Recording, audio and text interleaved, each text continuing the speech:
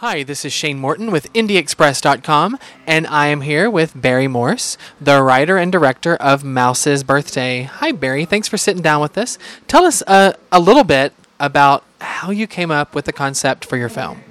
Well, I was in Israel for my last film showing OOKIE COOKIE, and it was an amazing experience being in Israel. Israel is kind of like, well, Tel Aviv is kind of like West Hollywood, the whole thing. So everything was kind of fine, and then suddenly on our last day I had this homophobic experience at this restaurant. I was totally shocked, and it just made me think a lot about homophobia, and so I kind of put a little bit of that in one of the sections of my film. There's 4 sections. The first one is about a mouse who gets killed by a cake being thrown at him by a little boy. The second one is a cockroach who ends up shrinking out of humiliation from being rejected by a drag queen woman who's played by Tammy Brown, the Los Angeles drag icon, and she steps on him. And then the third section is a character that I play, which is this mohawked, G-stringed gay punk guy, and he gets beat up in this kind of in sort of a bathroom. The characters die, and then they join together in this sort of purgatory where they kind of hold hands and comfort each other while other strange characters kind of float by. Yeah. That's awesome. That's one of the best descriptions. I can totally see that from the trailer that I saw today. Tell us about the idea of all of the different mediums that you used in terms of making the film. I mean, live action and animation and some stop motion, I would think.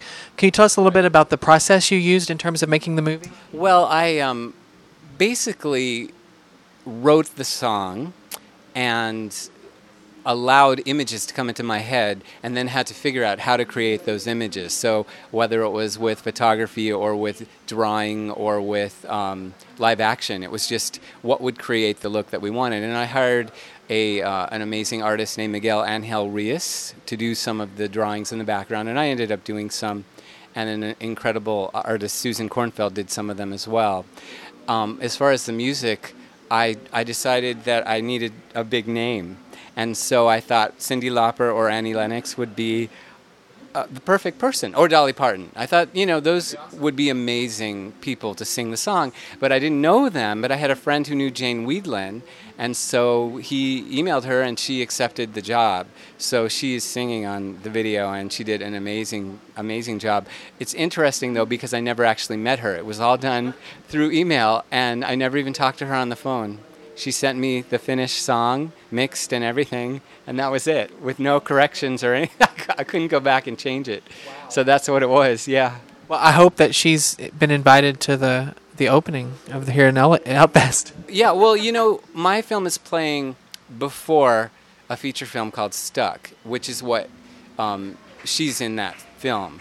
So they're playing together in hopes that maybe she'll come and she could be part of one of the screenings, where both of our films are playing together. Well, that'd be great if you could actually meet her. Yeah. I've always admired her. She's great. I love her so much. Yeah. So how long were you putting the film together in terms of post and all of that? This had to be with so many mediums, it seems like it would be a nightmare in post in terms of putting it all together. Can you talk a little bit about the time and the process you used in terms of doing that? Well, it's hard to actually say how long it took, because I was, up for days and days and days, and often I would be up for, 3 days in a row without sleep, creating a 1-second scene, and then deciding to trash it. That's the way animation and whatnot works. You just, you put a lot of time into something. So many things went by so quickly, yet I spent weeks on them, and no one would ever know. But I had to do it because it was, I had to satisfy myself in it. Yeah. So it took months to make this film? Yeah, oh, definitely. And it cost, can you guess how much it cost? It's about 3 minutes and 35 seconds, and everyone was paid a little something.